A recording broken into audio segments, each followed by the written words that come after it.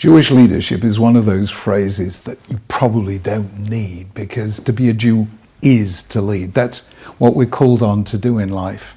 And if you look at the last century or two, Jews have in fact led in one field after another. It's very hard to find one where they haven't, whether in Einstein in physics, or Levi-Strauss in anthropology, or Durkheim in sociology, or Freud in psychoanalysis, or Viktor Frankl and Aaron Beck and Marty Seligman in psychotherapy, or classical music, Mahler and Schoenberg, classic musical music, George Gershwin and Irving Berlin, all the way down to Leonard Cohen and Bob Dylan, and that's as far as I'm prepared to go, given my extreme old age. And you name it, we've pioneered, because to be a Jew is to be out there in front. We are, I think, the pioneers of the human spirit. So what is it that makes Jewish leadership Jewish as opposed to just any other kind of leadership? I think a number of things. Number one, first and foremost, Jewish leadership is vision-driven. It was a vision of leading a people from slavery to freedom that Moses encountered at the burning bush. It was a vision of Jerusalem as the center of the Jewish state and as the home of the temple that inspired King David to his greatest achievements. And of course, the prophets were the great visionaries of all time. Amos, Hosea, Isaiah, Jeremiah, those people burning with a passion for social justice, the world's first social critics. Number two, Jewish leadership has to be service. In Judaism, it is the leader who serves the people, not the people who serve the leader. That's why the Torah calls Moses the most humble of men. In fact, you can actually see this symbolically. If you look at Mesopotamian ziggurats and Egyptian pyramids, they're broad at the base and narrow at the top, representing a hierarchical society with one person, the king or the pharaoh, at the top. Whereas the Jewish symbol, the menorah, is exactly the opposite. It's broad at the top, narrow at the bottom, because at the bottom there is the leader serving and supporting the people.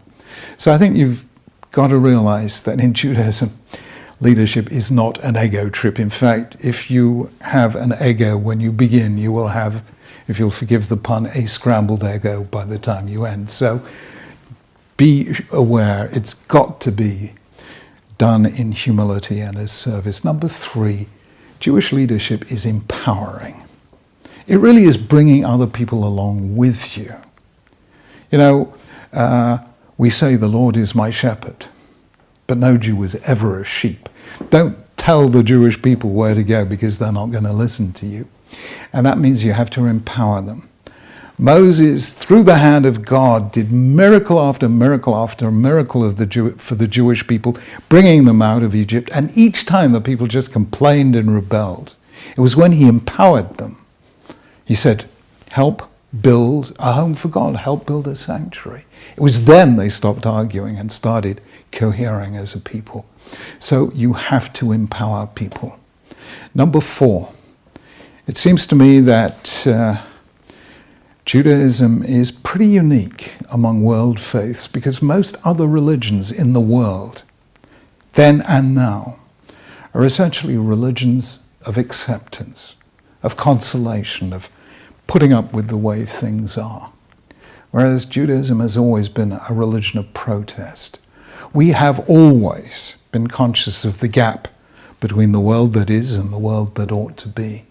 That's why you find Jews, out of all proportion to our numbers, as doctors fighting disease, or economists and businessmen fighting poverty, or lawyers fighting injustice, or academics and teachers fighting ignorance, or therapists fighting depression and despair.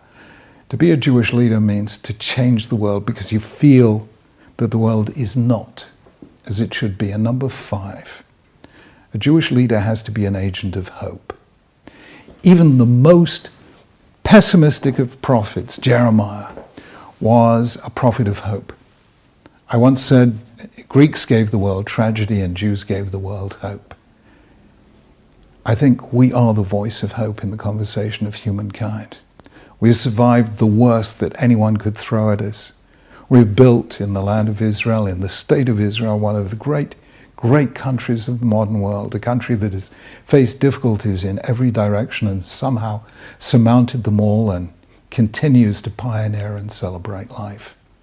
So go out there and lead. Go out there and lead as Jews, because the world right now needs our values.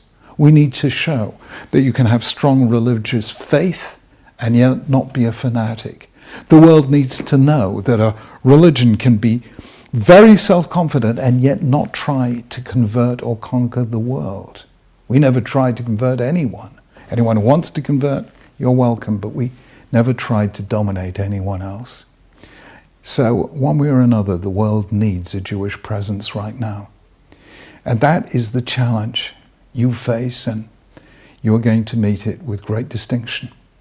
I also think you will meet it with a great sense of fulfillment as well. Because leadership is not only important because of what we achieve through it, it's important because of what we become by exercising it. Lifting others, we find that we ourselves are lifted. So go out there and lead. And please take my blessing with you, because you're very special people. And I salute you now, and even more for what you're going to do to change the world for the better in the years to come. Thank you.